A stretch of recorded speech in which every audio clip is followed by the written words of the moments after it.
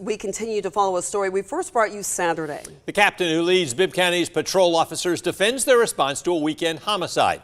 As we've been telling you, Bibb County deputies took 2.5 hours to locate a homicide victim.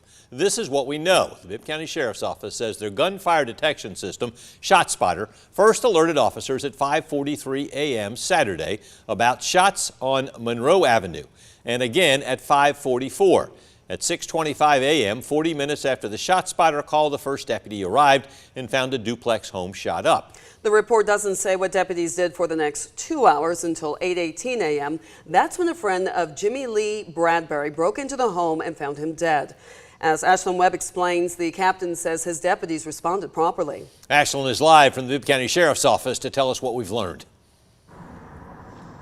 Yes, I spoke to Captain Brad Wolf, who oversees the patrol division. He says deputies had to take in legal considerations and make a judgment call. He says based on the facts of this case, he believes his deputies responded properly.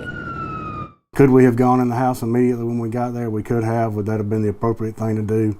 It depends. Looking at the circumstances, I think they acted appropriately to wait and try to find where Mr. Bradbury was and be sure he was in the house before we entered the house and damaged the resident. Captain Brad Wolf says deputies didn't have enough credible information to enter the home until 2.5 hours after the original ShotSpotter alert when a friend found Bradbury dead. He says when the first deputy arrived, 40 minutes after the ShotSpotter alert, they did see the gunshot damage to the exterior of the home. So shots on the outside of a home is not enough to go inside the home to check to see if there's victims?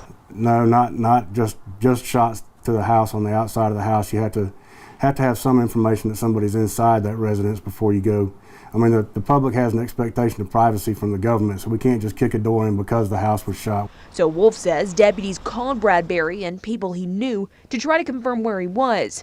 A neighbor pointed out Bradbury's car in the driveway. Well, one of the neighbors told the deputies that he often leaves his car there and goes off with other people, and they didn't think he was home. The sheriff's office told us Monday deputies also considered that dogs were inside the home. We don't want to jeopardize the pets any more than we do persons. Finally, 2.5 hours after that ShotSpotter alert, Jaquavius Pass, one of Bradbury's friends, broke into the side door to check on him.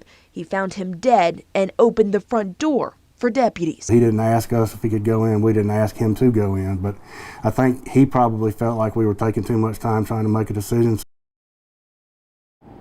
Wolf says the dogs, the uncertainty about Bradbury's location, and the lack of credible information were all reasons why they didn't enter the home sooner. Reporting live in Macon, Ashlyn Webb, 13 WMAZ News. Thank you very much, Ashlyn. That's for the ShotSpotter call. As Ashlyn said, it took 40 minutes for a deputy to respond to the home, and Captain Wolf says that is too long. But he couldn't explain the delay. He says in cases like this where ShotSpotter pinged at least twice, the response should have been urgent within 10 to 15 minutes.